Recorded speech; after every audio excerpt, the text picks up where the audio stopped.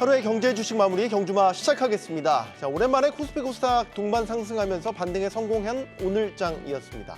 미국 뉴욕 증시가 바이든 사퇴 충격을 무난하게 소화해내면서 반등에 성공한 게 우리 시장에도 그래도 긍정적으로 작용한 모습이죠. 미 대선 이슈에 적응해 가면서 한편으로는 이제 실적 시즌 또 금리 인하를 준비해야 될 때가 아닌가 싶은데요. 오늘 화요일 경주마의 기술과 깊이 있는 진단 또 해법 들어보도록 하시죠. 어서 나오십시오. 안녕하십니까. 안녕하십니까. 네. 막판에 상승폭이 좀 줄면서 약간 김이 새긴 했지만 네. 그래도 혼돈과 충격의 며칠을 딛고 오늘 반등에 성공한 거를 굳이 의미 부여를 하고 싶습니다. 하 대표님, 오늘 장 어떻게 보셨습니까? 조금 아쉽죠. 왜냐하면 원래 주말에 약간 해리스 부통령이 민주당 차기 후보로 선정되지 않을까 그 기대감으로 지난주 금요일 날 약간의 장이 좀 멈춰주는 모습이었는데 네. 이제 월요일 날 한 번 더 이제 장중에 발표가 되면서 약간 충격 아닌 충격이 좀 있을 것 같고요. 미국 증시를 바라보면 뭐 지금 보면 달러의 흐름이라든지 국채 금리 또는 밤새 이제 테크주의 반등력, 그러니까 밤새 엔비디아가 다시 한 4% 정도 반등을 할 때 반등한 게 중요한 게 아니고 네. 왜 반등했냐가 중요한 거거든요. 그러니까 시세가 주가에 움직이는 그 재료를 말하는데 뭐 엔비디아가 미국이 중국에 대한 AI 반도체 규제를 감안해서 우회하기 위해서 네. 새로운 형태의 AI 칩을 출시할 수 있다는 그런 이슈가 나오다 보니까 주가가 반등을 하고, 근데 그게 고스란히 국내 증시로 좀 왔으면 좋겠는데 사실 이번 주 장의 그 하락세를 보게 되면 확실히 반대 매매가 좀 많습니다. 개별주들은 반대 매매 많고, 네. 그리고 아직까지는 외국인 투자가들은 사실 그 엑시코리아, 셀코리아의 흐름을 보여주고 있지 않는데 여전히 보수적인 기관 투자가들이 적극적인 저가매수, 예전 같으면 사실 뭐 작년 이맘때를 예상을 하면 좀 적극적인 매수가 들어오는 모습이었거든요. 근데 이제 워낙 그 기관 투자가들은 뭐 반도체도 자동차도 다 팔다 보니까 외국인의 매수만으로는 조금 역부족이었지 않나 볼 수가 있을 것 같고, 그럼에도 희망을 좀 본 건 있습니다. 어떤 거였냐면 오늘 상승한 종목들의 제 나름대로의 공통점은 대부분이 실적 발표에 기대감 있는 섹터들은 대부분 강세가 좀 마감을 했어요. 거기에는 전력 인프라도 있었고 음식료도 그다음에 조선주도 있고 해서 네. 일단은 약간 시장 관점에서는 이제 본격적으로 내일부터 이제 테슬라 실적 발표해서 우리가 테크지 실적 또 모레 뭐 하이닉스 실적으로 연결될 건데 과연 그 효과가 이어지는지 좀 지켜봐야겠다 그렇게 보겠습니다. 네. 부장님 오늘 장 어떻게 보셨는지 궁금한데 일단 우려했던 거는 뉴욕 증시가 과연 이걸 어떻게 소화해낼까라는 부분이었는데 충격은 없었던 것 같고 기술주들도 상당히 많이 반등을 보였고 이게 이제 장 초반에는 우리 장에도 괜찮은 모습으로 투심을 좀 일단 안정시키는 그런 흐름으로 작용한 것 같은데 네. 오늘 장 어떻게 보십니까?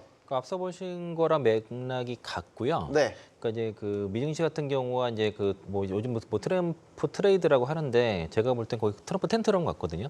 이게 발작 현상인 것 같고 네. 이로 인해서 시장 전반적인 이제 전체적인 나온 상황에서 어제는 이제 그 미국 같은 경우에는 주로 이제 실적 발표를 앞두고 나서 이제 빅테크 종목 위주로 저가 매수가 좀 들어왔다는 겁니다. 대체로 이제 실적에 대한 기대감들이 있는 종목들, 그리고 오늘 같은 경우도 국내 주식도 장중에 이제 현대일렉트릭 처럼 어닝 서프라이즈가 나오거나 2분기 실적이 좀 기대되는 종목들이 지금 매수가 들어갔다는 거죠. 네. 셀트리온이라든가 뭐 삼성바이오로직스 같은 것도 있고, 그리고 이제 전체적으로 이제 2분기 실적이 좋다고 예상됐던 것들, 방산주도 특히 현대로템 같은 경우는 신고가 나온 것들이 현대로템도 지금 2분기 실적 컨센서스 상회 예상을 하고 있거든요. 그래서 이제 오늘 신고가가 나온 것도 방산주 종목들 대체로 그렇고 금융주들, 현대기아차 2분기 컨센서스 상회 또 예상을 하고 있어서 최근에 납폭과대 측면에서 오늘 두 종목 다 이제 한 3%대 반등이 나온 것들이 미국장과 맥을 같이 한다는 겁니다. 그래서 전반적으로 실적에 대한 기대감이 있는 종목들이 오늘 매수세가 강했다라고 볼 수 있겠고요.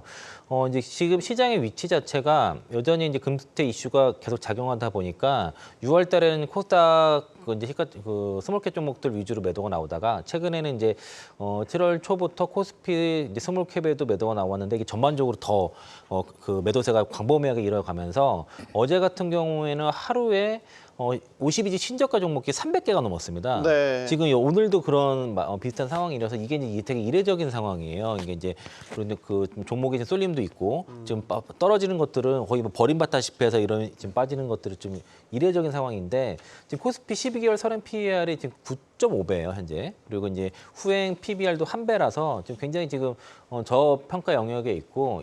코스피 같은 경우는 EPS가 계속 꾸준하게 삼성전자라든가 SK하이닉스가 올라가면서 EPS는 우상화하는 반면에 네. 그만큼 그걸 따라가지 못한다는 문제가 있고 코스닥 같은 경우는 이제 금리나 수혜가 좀 기대가 되는 바이오 종목이 최근에 좀 그나마 좀 견조하고 나머지 이제 섹터들이 대부분 지금 거의 이제 고점 대비해서 적게는 한 15%, 많게는 한 40%까지 좀 조정을 받은 상황이게 신고가를 그러니까 많이 강했던 종목도 그렇고 약했던 종목 너나 할 거 없이 그냥 최근 고점 대비해서 다 그렇게 빠졌다는 겁니다. 그래서 이게 좀 다소 좀 과하다라고 볼 수 있겠고요.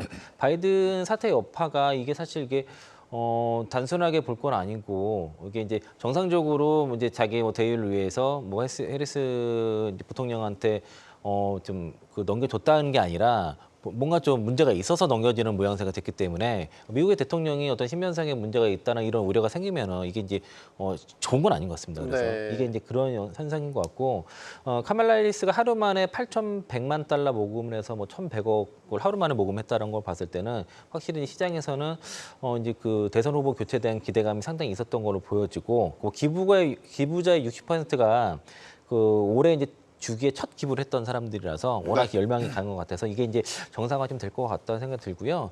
올해 이제 이번 주 후반에 6월 그 PC 물가지표 이게 결과 발표가 있는데 이것도 장중에 좀 이거 확인을 하고자 하는 그런 움직임이 있었고 그리고 이제 저는 이제 미국 중국 증시가 오늘 급락을 했어요. 네. 막판에 2% 빠졌던 것들이 그 몬테 테크놀로지를 비롯해서 그 세계 반도체 기업들이 그 주주 지분 그 양도 가격 협의 발표하면서 3중 전에 끝나자마자 좀 어쨌든 그 지분 그 매각 이슈가 나오면서 중국 증시가 이제 테크주 위주로 많이 급락을 했던 것들도 오늘 막판에 밀린 그런 원인 중에 하나가 아닌가라고 좀 보고 있습니다. 네. 그러니까 미국 대선 이슈의 급변동에 따른 어떤 불확실성이 작용을 하면서 지난주 크게 흔들렸고 뭐 월요일은 말할 것도 없고요. 그게 좀 오늘 좀 잦아들고 안정을 찾아가나 싶기는 한데 예. 아쉬운 건 그거죠.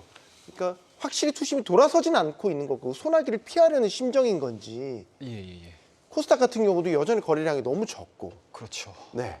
일단은 그러니까 사랑의 반대말이 미운 게 아니라 무관심이라고 하잖아요. 그런 것 같습니다. 자칫 이게 정말 무관심한 건가 우리 투자자들이 이런 의구심을 사게 되는. 그러니까 그 시점인 무관심을 좀 돌리려면은 무언가 좀 끌어올릴 수 있을 만한 모멘텀들이 좀 강력한 것들이 좀 나와줘야 되는 상황들이 밀당을 해야 되는데. 예, 근데 이제 그런 밀었다가 부분들이 당겨야 되는데. 좀 부재한 것 같아요. 예, 그래서 그나마 좀 오늘 다행스러웠던 부분들은 어찌됐든 지금 현 구간에서는 어찌됐든 뭐 실적 시즌에 들어와 있는 상태지 않습니까? 네. 뭐 그런 측면에서 놓고 봤었을 때 실적이 좋은 기업들이 나와주는 부분들에 있어서는 오늘 그나마 좀 뭔가 목마름을 좀 해결한 그런 실적이지 않을까라고 생각을 하고 있습니다. 일단은 앞서 언급하셨던 것처럼 일단은 전력기기 쪽에서에 대한 움직임들이 너무나 좋게 나왔던 부분들이 좀 있어서 뭐 그와 관련된 종목군들에 대한 강세 흐름도 좀 나와줬었고요. 그리고 앞서 이제 언급하셨던 것처럼 실적이 좀 좋아질 수 있을 만한 기업들에는 이제 수급이 좀 들어가는 모습들입니다. 일단은 뭐 주가에 대한 높나비로 결정을 하기보다는 실적과 수출 데이터를 기반으로 해서 종목군들이 강쟁이 좀 많이 올라갔던 그런 측면들이 좀 없지 않나라는 말씀을 드릴 수가 있을 것 같고요. 뭐 그나마 이제 전반적으로 실적 모멘텀이 나오는 기업들의 좀 운기가 좀 퍼짐으로 인해서 시장에서는 확실히 좀 매매를 할 수 있는 공간들은 좀 만들어줬습니다. 그리고 어찌됐든 뭐 지난주서부터 트럼프 트레이드로 인해서 시장에서에 대한 뭔가 위축된 그런 부분이기들을 실적으로 좀 돌파를 하고 있는 상황들이기 때문에 일단은 뭐 오늘자에 대한 반등이 뭐 그렇게 완벽하게 뭐 대부분의 투자자분들에게 만족스러운 결과물들을 보여주지는 못하긴 했지만 오늘 밤에 실적 발표가 굉장히 중요한 게 많습니다. 미국 네. 시장에서 알파벳 예정이 돼 있고요. 그리고 네. 우리나라 시간으로 이제 내일 6시면 테슬라의 또 실적 발표가 좀 예정이 그렇죠. 되는 상황들이기 때문에 네. 아마 그 부분들이 또 긍정적으로 시장이 반영이 된다라고 하게 되면 오늘자의 우리나라 증시의 반영과 연속적인 상승 흐름들을 좀 기대를 해볼 수 있지 않겠느냐라는 말씀드릴 수가 있을 것 같고 뭐 코스피 같은 경우는 뭐 여전히 60에선 120에선 잘 지지를 받고 있는 상태에서 진행이 되고 있는 상황들이기 때문에 사실은 가격적인 조정이 좀 나온다 하더라도 뭔가 좀 버틸 만한 공간들이 좀 있거든요. 네. 근데 이제 코스닥 같은 경우는 4월 달서부터 이어져 왔던 830포인트를 깼습니다. 현재 지금 812포인트 정도에서 좀 움직이고 있는데 830포인트까지 기존의 박스권으로 어떠한 섹터가 됐든 빠르게 원 구간으로 좀 들어가는 게 저는 개인적으로 가장 큰 숙제라고 생각을 하고 있거든요. 그 숙제를 좀 풀어줄 수 있는 게 오늘 좀 실마리를 보여줬고 이제 내일 밤에 그러니까 오늘 밤이죠. 오늘 밤과 이제 내일까지 이어지는 미국의 빅테크 기업들의 실적 발표가 아마 뭔가 좀 해결해 줄 수 있는 실마리를 좀 제공하지 않겠나라고 생각을 하고 있습니다. 미 대선 이슈가 워낙 시끄럽게 우리 앞을 가리고 있다 보니까 아 지금 실적 시즌이구나 라는 걸 우리가 간과하고 있었는데 실적은 계속해서 나오고 있고 오늘 좀 주목을 받는 실적 아까 뭐 잠깐 언급이 됐지만 HD 현대일렉트릭 굉장히 예쁜 실적을 냈습니다. 이건 이제 하 대표님께 좀 질문을 드려야 되겠는데 하 대표님이 굉장히 오늘 메이크업이 잘 됐나요? 잘생기셨다라는 칭찬이 댓글에서 지금 넘쳐나고 있습니다. 뭘 놀려고 그러십니까? 참봉 삼촌 너무 차은우보다 잘생겼다고. HD 현대일렉트릭을 이야기를 하면 네. 이게 제가 오늘 그 볼 때 보통 우리나라 기업들 실적이 잘 나온다고 하는 기업들이 실적을 발표하면 세론이 많거든요.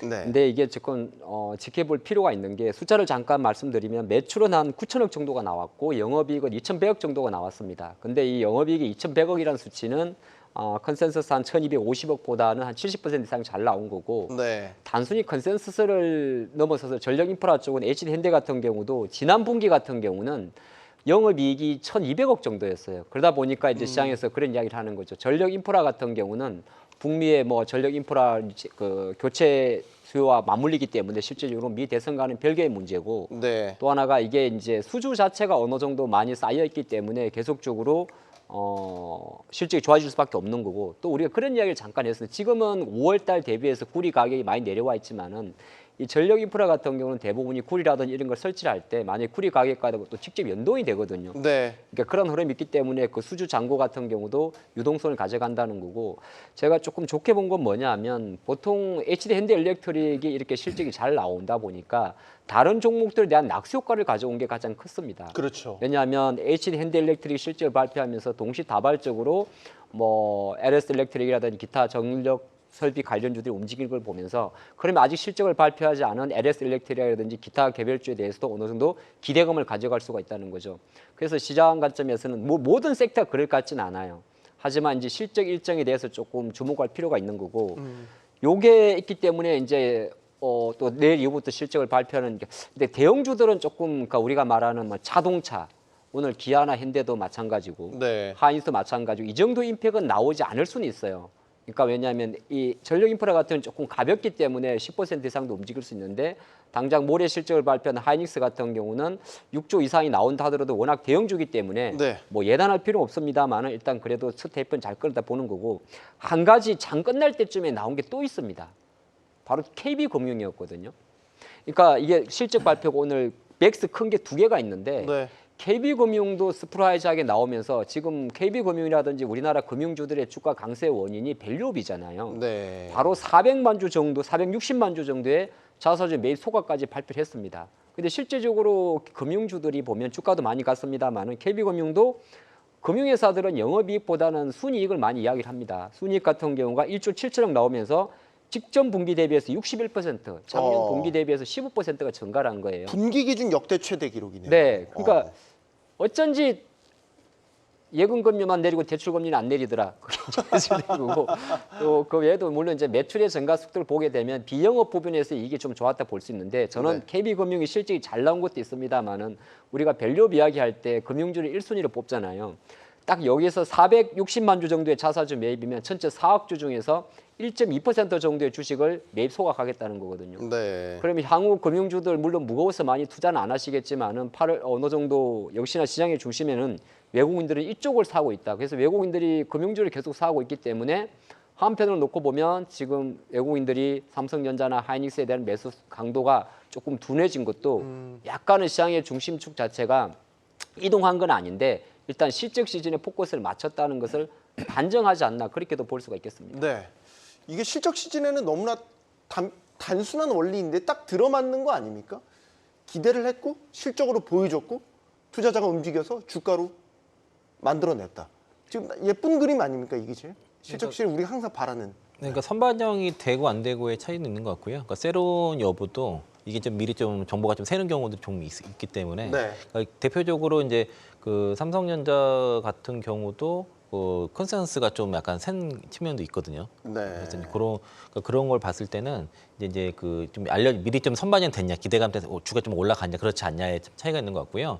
그러니까 HD 현대일렉트릭 같은 경우에는 좀 좋을 거라고 생각했는데 그걸 완전히 뛰어넘는 실적이 나왔기 때문에 이제 실적 됐을 때만 해도 한 6, 7%였는데 순간적으로 그냥 바로 VI 걸리더라고요. 그러면서 네. 이제 그러면서 다른 전력기구 쪽으로 쫙 퍼져나가는 그럼들이 이제 기대가 반영이 됐냐 안 됐냐 요 차이인 것 같은데 대체로 지금 실적이 좋은 종목들이 기대가 반영이 되고는 있는데 그거를 자꾸 뛰어넘는 실적이 좀 나오는 것 같습니다. 오늘 발표된 것들은 그래서 이제 그런 흐름이 나왔고 오늘 이제 현대일렉 아까 제가 현대로템도 말씀드린 게 이제 실적 기대감이 있다고 말씀드렸는데 요거 같은 경우는 만약에 이제 좀 주가에 좀 반영이 됐다고 하면은 실적 발표 시즌에는 약간 새로운 가능성도 있는 거니까 너무 이제 단기적으로 올라간 것들에 대해서는 세러를 조심하시고 그렇지 않은 것들은 좀 매수 관점에서 네. 담아보셔도 좋지 않을까 싶어서 개인적으로 그래서 관심 있게 보는 게 그 바이오 시밀러 쪽에 삼성바이오로직스랑 셀트리온을 좀 관심 있게 보고 있습니다. 네.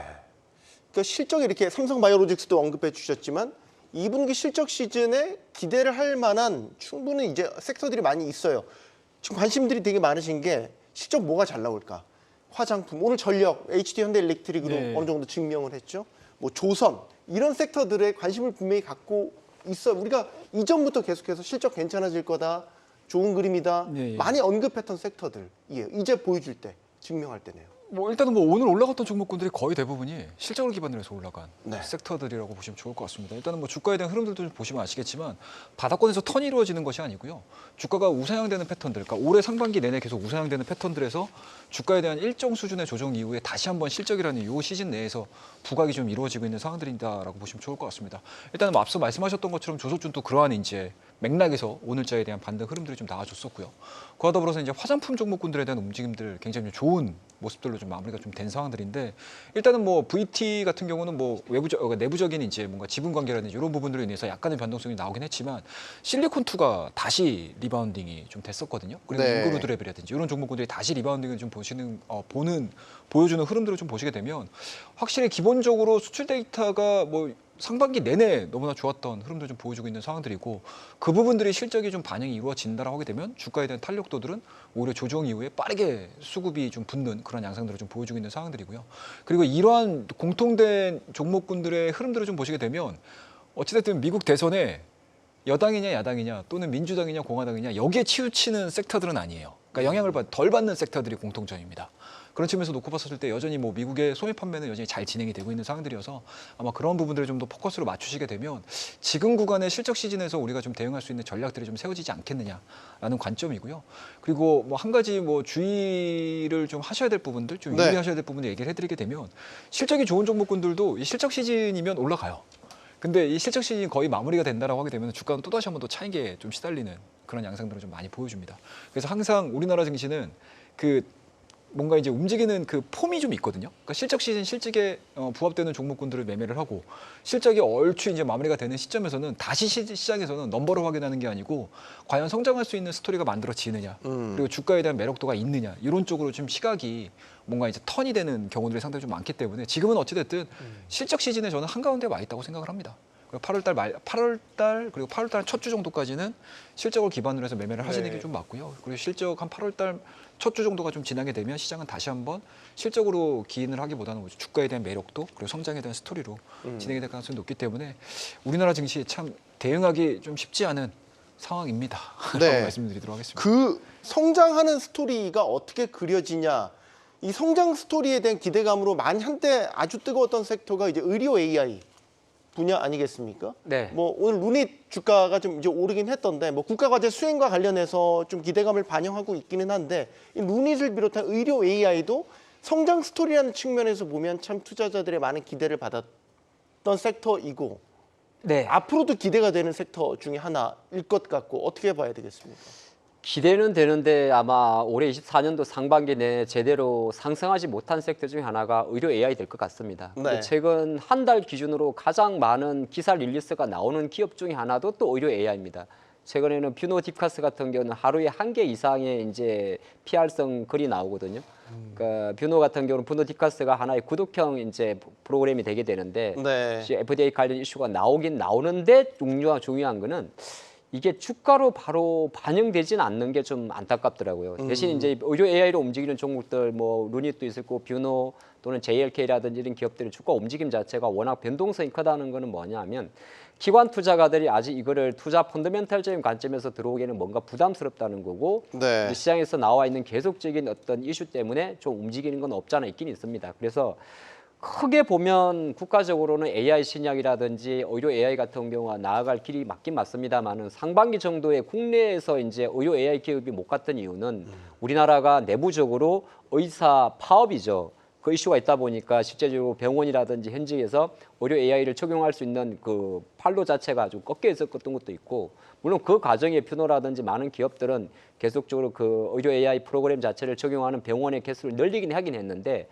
투심이 조금 어려웠지 않나 그렇게 생각을 해요. 네. 제가 생각할 때는 약간은 뭐 아쉽죠. 예, 아쉽지만은 바닥을 다지는 과정 정도로만 일단은 보는 게 낫지 않나. 국가에서 진행하는 범국가적인 뭐 지원 사업 같은 경우는 아주 큰 이야기고 먼 이야기이기 때문에 투자존적인 관점에서는 여기 들어와 있는 수급 자체가 아직은 잔잔바리 수급이다. 그렇게 보겠습니다.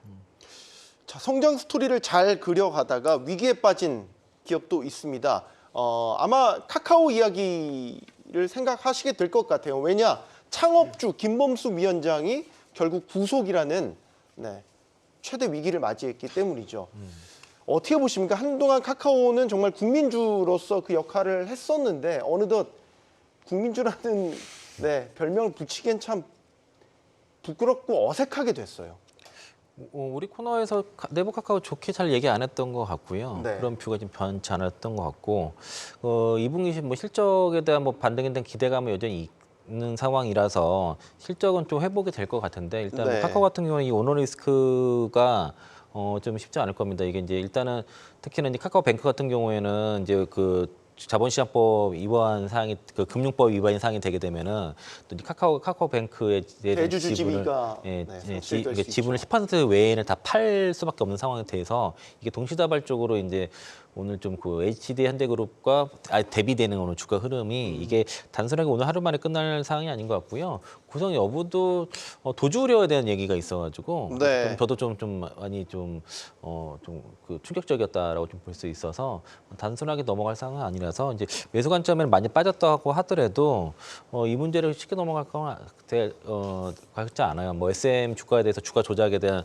것들이 이게 이제 판단이 되는 문제라서 좀 투자는 조심하시고 갖고 계신 분들도 웬만해서는 지금은 이렇게 시끄러운 곳에서 있을 필요는 없을 것 같아서 지금 어차피 종목 다 같이 빠졌잖아요. 네. 빠진 상황에서는 이럴 때 포트 교체하시는 쪽이 낫지 않을까 싶습니다. 네, 이게 이제 왜 카카오가 이렇게 위기에 빠졌냐라는 거를 뭐 다시 한번 되짚어 보자면 일단 카카오 관련주들의 급락으로 오늘 나타났지만 예.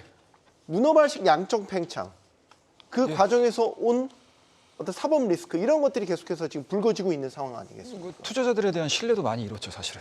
물론 그렇죠. 쪼개기 상장에 대한 논란도 있었고요. 뭐 항상 제가 이 카카오를 얘기를 할 때 구글 예를 되게 많이 들거든요. 알파벳 얘기를 되게 많이 드는데 네. 상장을 안 해요. 그 수많은 주요 사업이 있음에도 불구하고 네. 쪼개기 상장을 안 합니다. 근데 이제 카카오 같은 경우는 대표적인 게 너무나 많은 계열사들 그리고 너무 많은 사업들을 쪼개면서 그것들을 상장하는 거죠. 그러니까 우리가 흔히 시장이 좀 밀릴 때 그리고 우리나라 주가지수 시가총액 자체가 긍정적인 모습들을 좀 보여줌에도 불구하고 계속 이제 부피는 볼륨은 좀 늘어나는데도 불구하고 종합주가지수는 왜 이러냐라고 하는 가장 큰 주된 요인들을 좀 보시게 되면 일단은 뭔가 집합그룹들의 쪼개기 상장이 항상 문제점으로 좀 나오고 있는 상황들이거든요.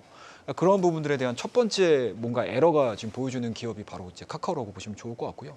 그리고 항상 뭐 이거 원론적으로 얘기를 좀 또 다시 한번 좀 들어가야 될 것 같은데 코로나 시기로 좀 돌아가셔야 될 것 같아요. 그때 당시에 모든 종목군들의 유동성 공급들로 인해서 성장이라고 불거지는, 그러니까 성장이라는 하나의 큰 틀을 가지고 움직였던 종목군들이 뭐 카카오뿐만 아니고 모든 종목들이 다 상승을 했었고요. 네. 항상 기업의 가치 이상으로 유동성 공급으로 인한 상승들이 나오게 되면 그 기업의 본질의 가치에 부합되지 않는 실적이라든지 그리고 부합되지 않는 그런 이제 사업 전략들을 가지고 나오게 되면 주가가 항상 꺾이게 돼 있습니다. 근데 이제 여기서 이제 살아남는 기업들이 이제 초일류 기업 되는 거고 우리나라 이제 탑티어 기업들이 지금 되는 건데 카카오는 지금 그렇지 못한 상황들이다라고 좀 좋을 것 같고요. 일단은 뭐 계열사들에 대한 주가 실적 부분들도 상당히 좀 애매모호하다라고 저는 생각을 하고 있어요. 그러니까 카카오가 지금 가지고 있는 계열사들의 주가 흐름들 또 사업 전략들을 좀 보시게 되면 그렇게 실적들이 완만하게 지금 나오는 기업들이 없습니다. 물론 이제 카카오나 카카오톡 그리고 카카오비지 같은 경우, 그러니까 카카오가 뭔가 좀 보여줘야 되는 사업 부분에서에 대한 실적보다는 오히려 약간은 좀 작은 그러니까 스몰 사업 쪽에서에 대한 실적들만이 좀 부과가 되고 있는 상황들이기 때문에 시장에서에 대한 평가 자체가 다소 조금 어지럽지 않나라는 말씀드릴 수가 있을 것 같고 그리고 우리가 이 시간에 굉장히 좀 많이 말씀드렸던 부분들인데 어찌됐든 우리나라의 대표적인 플랫폼 그리고 AI 플랫폼에 부합되는 기업들을 좀 찾아야 된다고 하게 되면 네이버하고 이제 카카오를 많이 거론을 하고 거기에 많이 비교를 하고 있는 상황들인데 네. 사실은 해외 글로벌 기업들과의 사업성, 사업 전략과는 굉장히 많이 동떨어져 있다고 저는 개인적으로 생각을 하고 있어요. 그러니까 AI라는 하나의 큰 틀을 가지고 세계의 뭔가 추이를 트렌드를 좀 따라가 들어가야 되는 상황들이고 거기에 부합되는 뭔가 이제 투자라든지 이런 것들이 좀 나와줘야 되는데 사실은 어떻게 보면은 뭔가 좀 게임이 안 되는 듯한 양상들을 좀 많이 보여주죠. 그러다 보니까 이제 네이버도 그렇고 카카오도 그렇고 주가에 대한 향방도 상당히 좀 어지럽게 진행이 되고 있는 상황들이고요. 그리고 이제 어제 좀 불미스러운 좀 일이 좀 있었습니다. 일단은 김범수 집합위원장이죠. 그러니까 구속이 좀 된 상황들인데 뭐 여기에 따른 이제 사법 리스크 그리고 오늘 오전장도 뭐 보시면 아시겠지만 카카오는 약간 좀 부정적으로 좀 시작을 했다가 관련된 기업들은 오히려 불확실성 해소로 좀 주가가 올라갔었거든요. 네. 근데 그 이후에 이제 오전장 한두 시간 정도 그 이후서부터 이제 급락하는 흐름을 좀 보여주고 있는 상황들이기 때문에 확실히 시장에서는 이게 단편적인 시각보다는 오히려 뭔가 좀 파장, 뭔가 이제 파급될 수 있는 악재로서 받아들이고 있지 않나라고 저는 개인적으로 생각을 하고 있습니다. 하 대표님은 카카오 혹은 카카오 관련주들 네. 주가 측면에서 여전히 좀 부정적으로 보시는지 어떻습니까? 뭐 대주주의 구속이 주가에 긍정적으로 작용하는 경우는 단기적으로는 잘 없죠. 네. 그리고 이제 이 사건 자체가 사실 1년 이상 끌어온 사건이잖아요. 카카오 SM의 인수에서 문제가 됐던 게 작년도 2, 3월 달이니까. 그리고 최근에 이제 아마 전 카카오 투자 총괄 대표의 이제 신문 과정에서 또 어느 정도 이제 브라이언 김이 이제 김범수 전 의장이겠죠.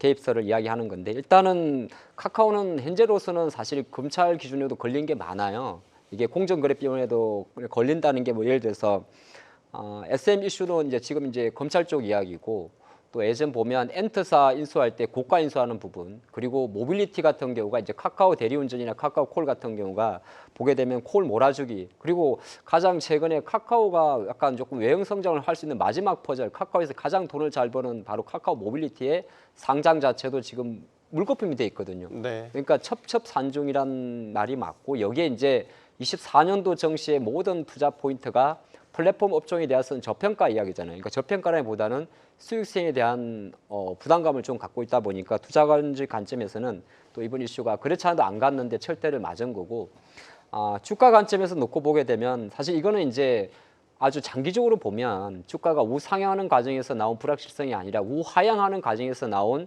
하나의 또 돌발 변수일 수도 있고 악성 변수도 있지 않겠습니까? 그러면 지금 연대 기준으로 봤을 때 상승하는 데 좀 어려울 수가 있는 거고 장 초반에 잠깐 카카오뱅크가 움직였던 게 있죠. 페이는 원래 실적이 안 나오고 뱅크 같은 경우는 이제 여러분 잘 아시겠습니다만은 은행 업종을 갖고 있기 때문에 대주주 적격 심사에 대한 불확실성이 있다 보니까 카카오가 카카오뱅크의 대주주의 지위를 유지할 가능성이 낮지 않을까 이슈 때문에 잠깐 움직인 거거든요. 뭐 또 새롭게 뭐 신용카드라든지 지출한 부분에 대해서도 제동이 걸릴 수가 있게 대주주 적격성 문제에 대한 이슈가 있다 보니까 이제 일시적으로는 잠깐 그러면 이제 다시 한국금융지주라든지 이런 쪽에서 더 지분을 늘려가는 거냐 그래서 잠깐 올랐건데 결과론적인 관점에서는 뭐 어떻게 보게 되면 또 다른 쪽으로 만약에 넘어간다고 하더라도 카카오가 카카오뱅크의 지분을 잃게 되는 상황이 극단적인 경우가 생긴다 하더라도 지금 우리나라는 인터넷 은행 자체가 약간의 과점 체제에 있습니다. 네. 뭐 하반기에 이제 K뱅크나 이런 거 다 상장할 준비를 하고 있고 제4 인터넷 은행도 지금 정부에서 7, 8월 달 정도에 우선 협상 대상자를 선정을 하긴 하겠습니다만 약간의 그런 구조가 있기 때문에 그룹사적인 관점에서 놓고 봤을 때는 대부분의 그룹사들이 현재 주가 약세를 좀 면하는데 상당한 시간이 걸리지 않을까 그렇게 보겠습니다. 뭐 경쟁사로 늘 비교되는 네이버도 사실 좋은 뉴스는 없죠. 근래에 들어서 좋은 뉴스는 별로 없는데 주가 측면에서도 어떻게 보면 이제 비슷하게 계속해서 우하향하는 그림. 오늘도 보면 또 떨어져서 17만 원 이러다가 또 무너질 수도 아래로 또 내려올 수도 있을 것 같아요. 여전히 네이버도 비슷한 견해신지 짧게 여쭙겠습니다. 이창원 부장님. 네이버나 카카오는 맥락이 비슷한 게 그 카카오 그룹주들은 상장 당시에 이제 임원들이 이제 뭐 3개월 만에 주식 다 팔아버리고 이런 상황도 벌어지고 대표이사까지도 네. 하는 사례가 나타났고 지금 네이버도 마찬가지로 최근에 임원들이 이제 계속 자사주 매각을 하고 있거든요. 이제 이런 것들을 회사에서도 좀 이렇게 그 제재를 좀 할 필요가 있습니다. 좀 자제를 시키다든지 이런 게 해야 되는데 뭐 너무 적극적으로 좀 그러고 있기 때문에 이게 한번 이런 신뢰를 잃게 되면은 이게 좀처럼 회복하기 어려워서 아마 당분간은 이런 그러니까 이런 인터넷 관련주 카카오 네이버에 대해서 투자자들이 신뢰 회복이 좀 쉽지 않겠다라고 좀 개인적으로 들어서요. 그래서 저는 웬만하면은 지금 인터넷 네이버 카카오 쪽의 주식들은 지금 어차피 이제 시장 전체적으로 다 아까도 말씀드린 것처럼 빠졌기 때문에 네. 종목 교체 빨리 하는 게 낫겠다고 싶습니다. 최 대표님, 예. 주가 측면에서 실망스러운 섹터를 또 꼽자면 사실 좀 회복이 되나 싶었던 엔터주. 엔터주. 예. 좀 아쉽죠. 엔터주도 참 주가 측면에 답답한 투자하시는 분들은 참 언제 빛을 보려나 네, 답답하실 것 같아요. 근데 이게 우리나라 증시를 보시면 아시겠지만 작년도 한 해, 그러니까 지난해 한 해에 엄청난 성장을 보여줬던 섹터군들이 그 다음 해에 잘 안 가는 경향들이 좀 많습니다. 네. 아마 요거는 이러한 이제 흐름들은 엔터주에서만 찾은 것들이 아니고 많은 섹터에서 찾으실 수 있으실 거예요. 뭐 그런 측면에서 놓고 봤었을 때 뭐 작년에 매수를 하셔가지고 현재까지 좀 보시는 분들 같은 경우는 뭐 그럴 수 있어라고 생각하실 수는 있겠지만 작년도에 정말 눈부신 성장을 기반으로 해서 올해도 좀 좋지 않겠어라고 매매를 하셨던 분들 같은 경우는 다소 조금 좀 실망스러운 흐름들을 좀 보여주고 있습니다. 근데 뭐 늘 그렇습니다, 여러분들. 일단은 뭐 계속 올라갔던 주가를 좀 받쳐줄 수 있고 성장성 스토리들을 계속 지금 만들어주게 되면 주가는 조정이 나온 이후에 추가적인 상승 흐름들을 좀 보여주는데 현재 지금 우리나라 K엔터가 보여주고 있는 그 우리 이제 엔터사들이 보여주고 있는 사업 전략들을 좀 보시게 되면 사실은 작년도에서 그렇게 크게 벗어난 상황들은 아니고요. 그리고 엔터산업이라는 것 자체가 뭐 다들 아시겠지만 기본적으로 인적 산업이지 않습니까? 아티스트들이 어느 정도 뭔가 볼륨이 커지고 뭔가 인기가 많아지고 뭐 그런 이제 흐름들을 좀 보여줬었을 때 시장에서는 환호할 수밖에 없는 상황들이고 매수가 좀 들어갈 수밖에 없는 상황들인데 사실 지금 같은 경우는 약간은 좀 상향 평준화된 느낌들이 없지 않아 있다라고 좀 좋을 것 같습니다. 일단은 그 동안에 뭔가 뚜렷한 엔터사들이 뭔가 이제 시장을 좀 개척을 하고 그 시장을 개척한 시장에서 다른 엔터사들이 막 뛰어들어가지고 우리나라 K엔터를 좀 키웠다라고 하게 되면 사실은 지금은 약간은 좀 성숙돼 있는 그런 모습들을 좀 보여주고 있는 상황들인데 뭐 저는 개인적으로 올해 상반기에 주가에 대한 조정 부분들은 다 나오지 않았을까? 그러니까 어느 정도는 좀 나오지 않았을까라고 생각을 하고 있고요. 뭐 지금서부터는 이제 바닥 따지기에 들어갈 가능성이 높다라고 좀 보시면 좋을 것 같고 하반기에서 본격적으로 이제 뭐 2분기 실적까지는 아마 그렇게 썩 좋지는 않을 겁니다. 하지만 하반기의 퍼포먼스를 좀 보셔야 될 것 같은데 일단은 뭐 각각의 그룹사들을 좀 보시게 되면 엔터사들을 좀 보시게 되면 일단은 뭐 우리가 알게 모르게 JYP 같은 경우는 뭐 스트레이트키라든지 뭐 이런 네. 이제 성적들이 나쁘진 않아요. 그리고 이제 YG 같은 경우도 어찌됐든 좀 구시대적인 인물이라고 해야 될까? 아니면 이제 과거의 추억을 꺼내는 건지는 모르겠지만 과거에 이제 데리고 있었던 아티스트를 다시 한번 또 모아가지고 또 출시라기보다는 이제 다시 한번 이제 데뷔라든지 아니면 이제 시장에서 내놓는 그런 이제 전략들을 좀 취하고 있는 상황들이고 그리고 하이브 같은 경우는 뭐 여전히 어도어의 자본이 좀 있는 상황들이긴 하지만 일단은 뭐 그러한 이제 자본 부분들은 주가에 다 반영이 됐고 그리고 여전히 뭐 BTS에 대한 움직임들 그다음에 새롭게 이제 꾸려가고 있는 이제 걸그룹들에 대한 움직임들까지 나오준다라고 하게 되면 네. 오히려 저는 2분기 실적을 저점으로 해서 바닥을 따질 가능성이 상당히 높지 않겠느냐라고 저는 개인적으로 생각을 하고 있습니다. 그러니까 엔터주들을 우리가 업황으로 볼 수는 없는 거잖아요. 그러니까 어떻게 보면은 정말로 아티스트들의 그 역량에 따라서 주가가 움직이는 모습들도 보이고 있고 이런 걸 본다면 사실 그 아티스트를 외에 다른 악재들이 많이 터지고 하이브 사태가 대표적이 되겠죠. 네. 이런 것들 때문에 계속 주가가 눌려가는 이런 흐름들이 참 답답한 것 같아서 언제쯤 바닥을 다지고 반등할 시점을 기대해 볼 수 있을까요? 주식이 이제 보면 들어갈 수 있는 그 돈들은 제한적이지 않겠어요? 제가 보면 올해 이제 엔트라든지 게임 말씀하신 거 다 우리가 인지하고 있는 부분이잖아요. 네. 언제적 BTS야 이야기할 수도 있고 며칠 전에 YG엔터가 잠깐 어저께인가 반등할 때 21 15년 컴백 이야기 잠깐 나오더라고요. 네. 물론 뭐 그 21이라는 화제가 아티스트를 됐죠. 제가 뭐라 하는 건 아니지만은 네. 그러니까 한편을 놓고 보면 뭔가 신규 아티스트에 대한 발굴 부분도 없잖아 있는 거고 그거는 엔터사가 갖고 있는 공통점이 되는 건데 수급적인 면에서 보게 되면 제가 생각할 때는 엔터나 뭐 이런 게임이나 이런 데 들어갈 수 있는 자금 자체가 그와 비슷한 성격의 화장품이나 음식료나 바이오로 가지 않았을까도 한번 생각해 볼 수 있는 겁니다. 시장은 어쨌든 제한적 흐름이기 때문에 뭐 이게 좋긴 하지만은 더 이상 매력도가 낮다면 조금 더 매력적인 쪽으로 자금이 갈 수가 있는 거고 네. 1년 12달을 봤을 때 특히나 스포츠 주간이 있는 8, 9월 달은 7, 8월 달은 통상적으로 엔터주 약세 구간입니다. 네. 휴가 시즌도 있는 것도 있고 특히나 올림픽 주간이 열릴 동안에는 아티스트들도 그 공식 데뷔 자체를 딜레이를 하거든요. 그럼 1년 12달 봤을 때 우리가 엔터주는 보통 실적 시즌보다는 아티스트의 이제 공연이라든지 데뷔라든지 이럴 때 보통 주가가 움직이기 때문에 보통 많이 움직이는 달이 4월, 5월 달과 10월, 11월 달이 많습니다. 그러니까 그게 왜 그러냐면 4, 5월 달 같은 경우는 이제 본격적인 그러니까 우리가 봄 콘서트로 이어지게 되는 거고요. 네. 하반기로 넘어가게 되면 실제적으로 9월 쉬고 10월 달에 11월 달 정도에는 연말 행사로 들어가는 그림이 있기 때문에 이 시점만 놓고 본다면 제가 생각할 때는 뭐 9월 전후까지는 그러니까 쉽게 말해서 이번 2분기 실적 끝나고 8월 달 최소 9월 정도까지는 뭐 그걸 뭐 단언할 수는 없습니다만 네. 쉽게 이쪽으로 수급을 열어주지 않을 것 같다. 저는 그렇게 보고 있습니다. 또 이 파리올림픽도 이제 곧 이번 주 말부터 이제 개막을 하면 빅 이벤트가 펼쳐지게 되면 엔터주들 입장에서는 좀 쉬는 기간, 비수기일 가능성이 있다라고 보는 시각 참고해 보시고요. 지금 엔터주가 부진하지만 사실 이제 코스닥이 최근에 이제 힘을 받지 못하는 이유 중에 시가총액의 많은 부분을 차지하는 2차 전지주들의 부진도 사실 많은 이유를 빌미를 제공하고 있습니다. 신저가도 많이 나왔고 한때 또 코스닥이 잘 나갔던 뭐 금양, LNF 이런 좀 예전에 힘을 보여주지 못하는 이런 흐름들은 저희가 어떻게 봐야 되겠습니까? 이차 전지 흐름이 다 같지는 않고요. 그러니까 작년에 이제 그 가장 이제 상반기까지 좋았던 뭐 양극재라든가 뭐 리튬 관련 종목들이 이제 그 조정 뭐 고점 대비해서 뭐 많게는 뭐 60%까지도 조정을 받는 상황인데, 그러니까 올해 이제 그 지난해 그 말부터 올해 초부터 전액이라든가 이제 그 다른 섹터에서는 또 뭐 신고가가 나온 종목들도 있고 여전히 주가 흐름이 괜찮은 쪽도 있고요. 네. 리튬이온 제가 계속 강조드리는 리튬이온 종목은 지금 주가 흐름 거의 좋습니다. 지금 저점 대비해서 2배 정도 올라간 상황이고 앞에 이제 그 전고점 돌파도 좀 시도도 하는 모습이라서 네. 그러니까 그 투자 포인트 이렇게 잡으시면 돼요. 그러니까 양극 종목들은 지금 그 동안에 이제 그 지난해 상반기까지는 실적에 대한 기대감이 반영이 됐었고 그게 이제 실적으로 나오지 않으면서 이제 그 또 그 또한 반영이 되고 또 이제 공매도 포지션이 상당히 많습니다. 이제 코스피 6개 종목과 이제 그 코스닥 4개 종목, 특히 코스닥 같은 경우는 에코프로 비에 에코프로 H의 나노 신수주의 4종목만 공매도 잔고가 대략 한 1조 한 4천억 정도 되고요. 네. 그리고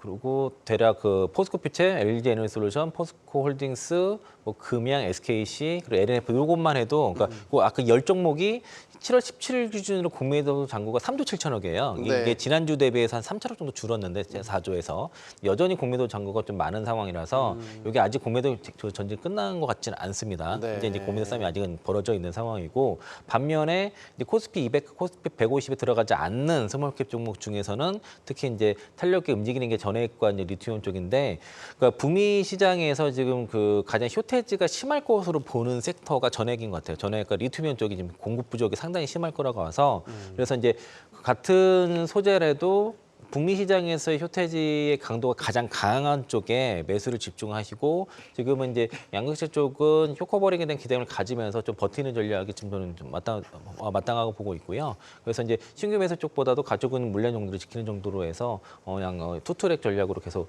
말씀을 드리고 있고 그리고 이제 LG 에너지솔루션 그 얼템 셀즈 3공장 건설 건립 임시 중단 요것 때문에 예. 한번 종료를 받은 것 같은데 요걸 악재로 보시면 안 될 것 같아요. 제가 볼 때는 제가 요게 이제 그 한 달 전부터 나왔던 이슈이긴 한데 물론 이제 수요에 대한 둔화 때문에 공장을 일시 중단하는 것도 있지만은 네. 다른 이유가 있는데 요건 한 8월 달 정도 되게 되면은 LG 에너지솔루션에서 별도 발표가 있을 거예요. 근데 이제 제가 이제 여기서 좀 지금 말씀드리기 어려운 게 이제 확정된 사항이 아니기 때문에 말씀드리기 좀 어렵지만은 다른 좀 반전이 있을 거다라고 좀 말씀을 좀 드리고 싶고요. 그리고 최근에 그 LG 에너지솔루션이 이제 뉴스상에 그 GM이랑 뭐 BMW 각형 배터리 공급 얘기가 있는데 네. 실제로 이게 지금 진행은 되고 있는 것 같습니다. 그래서 각형 배터리 공급에 대한 것과 연관이 있는 것 같아서 이건 좀 뭐 긍정적으로 오히려 보면 좋을 것 같다라고 보고 있습니다. 네. 최근에 이제 2차 전지 섹터 이야기하면서 미 대선 이슈와도 많이 얽혔던 거는 뭐 트럼프 당선 가능성이 높다 보니까 예. 뭐 트럼프가 당선됐었을 때에 2차 전지주들에는 뭐 재앙이 될 것이다. 뭐 이런 아주 비관적인 전망도 나왔었고 예. 아니야 큰 문제는 없을 거야라는 또 다른 시각도 있었고 아직 정리되지 않은 뭔가 혼재된 시각들이 시장에 존재를 하고 있는 것 같아서 예, 일단은 뭐 최근에 유세 현장에서도 얘기를 했었죠. 일단 뭐 전기차 의무화 제도 폐지하겠다라는 부분들이 있었고요. 네. 그리고 그 이후에는 사실은 전기차를 딱 집어서 발언한 수위는 그렇게 높지는 않았어요. 그러니까 그나마 좀 나왔던 내용들이 이제 친환경과 관련된 부분에서 나는 뭐 반대한다, 뭐 이런 정도, 그리고 이제 축소한다, 뭐 이런 정도이기 때문에 사실은 전기차 섹터만을 가지고 콕 집었던 내용들은 아니긴 하지만 어찌됐든 그 발언의 전체적인 큰 범위를 놓고 보게 되면 전기차가 포함되어 있는 상황들입니다. 그렇다고 되면은 시장에서는 뭐 당연히 안 좋게 생각할 수밖에 없겠죠. 어찌됐든 바이든, 그러니까 제가 지난 시간에도 말씀드리긴 했지만 바이든 이 1기 정부에서 전기차와 친환경 관련된 종목군들이 정말 큰 폭의 상승 흐름들을 좀 보여줬던 거는 어찌됐든 강제성이지 않습니까? 네. 그러니까 정부 지원도 있겠지만 어찌됐든 각국의 수장들이 모여서 이러한 이제 조항들을 만들어서 여기에 지키십시오라는 얘기를 한 상황들인데 그 부분들이 어찌됐든 족쇄가 풀리는 상황이라고 보는 거죠. 그렇다고 되면은 각각의 기업에서는 뭐 지난 시간에도 말씀드리긴 했지만 GM에서도 어찌됐든 지금 2024년도, 2025년도의 사업 전략을 기존보다는 좀 완화하는 모습도 좀 보여줬었고요. 그런 부분들이 뭐 그러니까 트럼프가 2기 정부가 시작이 됐었을 때 GM이 어떠한 좀 강력한 전기차 모멘텀들을 가지고 사업 전개를 할지는 모르겠지만 어쨌든 지금 구간에서는 트럼프가 어떠한 행동을 보여줄지를 눈치를 보고 있는 상황이지 않습니까? 네. 물론 이제 대선이 끝난 건 아니긴 하지만 그런 부분들에 있어서 보게 되면 시장에서는 2차 전지를 맘 놓고 투자할 수 있는 환경들이 만들어지지 않는다라는 얘기인 거죠. 그래서 그런 부분들을 좀 놓고 보게 되면은 일단은 반등의 트리거 자체를 뭔가 매크로적인 부분이라든지 뭔가 업황적인 부분들에서 찾기에는 되게 애매한 부분들은 분명히 있다라고 보시면 좋을 것 같고 그렇다고 되면 이 부분들을 타개해야 된다고 하게 되면 각각의 기업들이 가지고 있는 개인기 이런 것들을 가지고 이제 뭔가 주가에 대한 탄력도를 좀 만들어 줘야 될 것 같은데 일단은 뭐 에코프로 같은 경우는 뭐 여전히 하반기에 뭐 개별적인 이슈들은 좀 있는 것 같기는 해요. 네. 일단은 에코프로 그룹의 수장이라고 할 수 있는 회장이라고 할 수 있는 그분의 뭐 이제 만기 출소 이야기 뭐 이런 부분도 좀 있을 거고요. 네. 그리고 에코프로 비엔 같은 경우는 또 이제 시장 이전과 관련된 내용들이 좀 있을 거고요. 이전 상장 말씀. 근데 이것도 보시게 되면 일회성일 가능성도 저는 개인적으로 없지 않나라고 생각을 하고 있고요. 네. 다만 여기서 이제 뭔가 반등 트랙을 만들어줘야 된다는 실적 부분들인데 여전히 실적은 불안하게 움직이고 있습니다. 그리고 이번 달 7월 20일까지의 수출 데이터를 좀 보시게 되면 생각보다 그렇게 썩 좋지는 않아요. 그런 부분들 물론 이제 단가 자체는 올라가긴 했었지만 수출량만 놓고 보게 되면 여전히 좀 축소가 되고 있는 상황들이기 때문에 네. 일단은 뭐 지금 구간은 적극적으로 매매를 하기에는 굉장히 좀 애매하다라고 말씀드릴 수가 있을 것 같고 네. 다만 이제 앞서서 우리 이창훈 의원님이 말씀하셨던 것처럼 뭔가 이제 굵직굵직한 시장에 영향을 미칠 수 있을 만한 기업들에 대한 주가 흐름들은 그렇게 썩 선호되지 않는 모습들이긴 하지만 또 개별적으로 개인기를 부리는 종목군들은 있어요. 그러니까 그런 종목군들 좀 잘 찾아보셔가지고 매매를 하시게 되면 네. 뭐 괜찮지 않을까라고 말씀드리도록 하겠습니다. 네. 추가 좀 잠깐만 네, 드리면 부장님. 그러니까 GM 같은 경우에 이제 실적 발표 이제 할 건데, 그러니까 그 증권사 대부분 애널리스트 분들이 그 연간 이제 20에서 25만 톤 그 전기차 판매 요 가이던스를 유지 못할 거라고 거의 다 보고 있거든요. 네. 근데 이제 제가 확인한 바로는 아마 유지될 것 같아요. 그래서 이제 요거는 좀 그 여기 실제 그 가이던스의 공식 내용으로 포함될 예, 가능성 수 상당히 높습니다. 예, 있다라는 20에서 말씀이세요? 25만 대가 그대로 유지될 때 가능성 상당히 높습니다. 이게 여러 경로로 통해서 좀 확인해 본 바로 이건 가봐야 알겠지만은 네, 물론 이거 공식 확인을 해야 됩니다. 증권사에서 대부분 다 20만 대 못할 거로 다 보고 있어요. 그러니까 다 컨센서 가이던스 하향할 거로 다 거의 다 그러더라고요. 쭉 보면 거의 다 그런데 가보면 아마 이 연간 가이던스는 하향되지 않을 가능성 상당히 좀 높다라고 좀 보고 있습니다. 저는 개인적으로. 그래서 이거는 그때 가서 확인해 보시면 좋을 것 같고요. 만약 그렇게 된다 그러면은 관련 섹터에서는 일단 단기적으로는 호재가 좀 될 가능성이 높다라고 좀 보고 있고 그리고 이게 이제 GM 같은 경우도 중요하지만 앞으로 토요타 행보도 상당히 중요할 겁니다. 그래서 토요타가 전기차 쪽에서 어떤 행보를 보이는지 8월부터 좀 볼 필요가 있을 것이고 그리고 아까 이동채 전 회장 그 특사 가능성 뭐 말씀하셨는데 광복절 특사 얘기가 나오고는 있어요. 근데 안 되더라도 내년 5월 10일이니까 5월 10일이 그 만기 출소니까 뭐 그거는 그때 안 되면은 뭐 광복절 안 되면 개천절도 가능하고 성탄절도 가능한 거니까 좀 지켜보시고요. 그리고 공매도가 내년 3월 31일부터 재개가 되는데 이게 이제 좀 제한이 생겼어요. 앞으로 이제 무기한 공매도가 안 되고 그리고 이제 공매도에서도 목적을 기입하도록 그 제한이 걸려서 네. 아마 이 공매도와의 2차 전지의 싸움이 이제 3차 전이 아마 앞으로 이제 시작이 된다라고 저는 보고 있습니다. 네, 우리 2차 전지주들을 섹터를 바라보는 우리 시청자분들의 다양한 속마음들이 잘 드러나고 있어요. 2차 전지는 기싸움이다. 2차 전지는 그냥 패싱한다. 네. 참 지금 상황을 정말 다양한 시각을 보여주고 계십니다. 투자의 타이밍이라는 측면에서 2차 전지를 판단하기가 참 쉽지 않은 구간이긴 한데 그래도 어려운 질문을 마지막으로 드리겠습니다. 어렵지 않습니다. 예. 쉽게 대답해 주십시오. GM은 아마 오늘 시간 좀 있다 미국 본장 전에 실적을 발표할 거고요. 네. GM의 2분기 실적이 매출 430억 불에 EPS 2.6달러였는데 컨센을 보면 지금 매출 한 450억 달러 정도의 EPS 2.7달러 정도로 잘 나올 확률이 높고 아까 말씀하신 그 이찬원 부장이 말한 것도 저도 공감이 되는 아직은 몰라요. 왜 그러냐면 GM이 1분기까지 1월 때부터 4월까지 5만 8천 대 정도를 인도를 했습니다. 그러면 이제 GM이 원래 목표였던 25만 대 정도로 갈라 그러는데 아까 그 미국에서 나온 3공장 있죠. 얼티엄 셀즈. 이거 본격 양산은 25년도부터거든요. 네. 그러니까 여기서 지금 시장 과민하게 좀 반응하는 부분이 있기 때문에 거기에 포커스를 맞출 필요는 없는 겁니다. 없는 거고 중요하게 바라보는 거는 또 미 대선 같은 경우도 어느 정도 해리스가 민주당 차기 후보로 확정되는 게 8월 7일인데 그러면 실제적으로 한 2주 정도 있으면 민주당의 공식 대권 후보가 누군지 확정이 되거든요. 네. 근데 어쨌든 일주일간의 간극으로 급격하게 트럼프 후보와 이제 또 현재까지는 뭐 해리스 후보의 어떤 그 표 뭐라고 할까 그뭐 초반 대결 구도. 네, 격차가 좀 완화되면서 시장에서 어느 쪽으로 베팅하기 조금 어려운 상황이 있는 거죠. 이건 베팅이 아니라 해리스가 되면 2차 전직하고 그런 걸 떠나가지고 공매도 세력 입장에서는 함부로 그걸 누를 수도 없는 거예요. 미국 입장으로 본다면. 그리고 그 관점을 보시면 좋을 것 같고 이번 실적 발표에서는 이번 주 실적을 발표할 포스코 퓨처엠이나 다음 주 실적을 발표할 에코프로 그룹 입장에서는 현재가 2분까지는 안 좋습니다. 네. 왜 그러냐면 에코프로 그룹은 실제적으로 1분기 실적 컨센을 다시 한번 리뷰를 해보면 유럽 쪽 부진이 부진이었는 거고 LG 엔솔 같은 경우는 3분기로 갈 때는 어느 정도 좋아지는 그림이 나오기 때문에 하방을 좀 지지하는 쪽으로 보시면 좋지 굳이 너무 극적으로 한쪽으로 몰아가기에는 아직까지는 여러 가지 공간이 있다 생각합니다. 트럼프 트레이드라는 말이 돌았던 것처럼 대선 이슈가 참 이 증시의 이 변수로서 변동성을 키우는 요인이었다라고 한다면 이제 해리스라는 새로운 민주당 인물이 등장을 했지 않습니까? 네. 그러면 해리스 트레이드 이런 것도 등장할 수 있는 거 아니에요? 이것도 그럼 시장에 또 다른 변수로 작용할 수 있는 거 아닙니까? 근데 이제 전기차 관련주가 왜 못 갔냐는 캐즘의 발생 원인은 사실은 두 가지에 있었거든요. 몇 가지가 됩니다. 일단은 충전 인프라 부분도 있는 거고 또 하나가 이제 저가형 전기차의 보급 출시도 있는 거란 말이죠. 그런 네. 관점으로 먼저 보시는 게 그건 개괄적인 관점이고 다른 한편으로 시장에서는 그런 이야기를 해요. 오히려 바이든보다 해리스가 조금 더 친환경 차에 더 적극적이지 않냐 그런 의견도 있는데 네. 우리가 사실 11월 예정이 미국이 대선을 두고 베팅을 할 수는 없는 거고 제가 드리고 싶은 이야기는 어쨌든 이제 105일 정도 남았거든요. 네. 104일 정도 남았는데 미국 선거 전까지는 이제 극단적으로 트럼프가 된다는 걸 전제로 하고 움직이는 시장의 자금 자체는 제한적이지 않을까 일단 그렇게 보겠습니다. 알겠습니다. 이 또한 지나가리라는 말이 있습니다. 최근 몇 주간 미 대선 이슈가 폭풍처럼 휩쓸고 갔지만 이 또한 지나가고 제자리를 찾을 겁니다.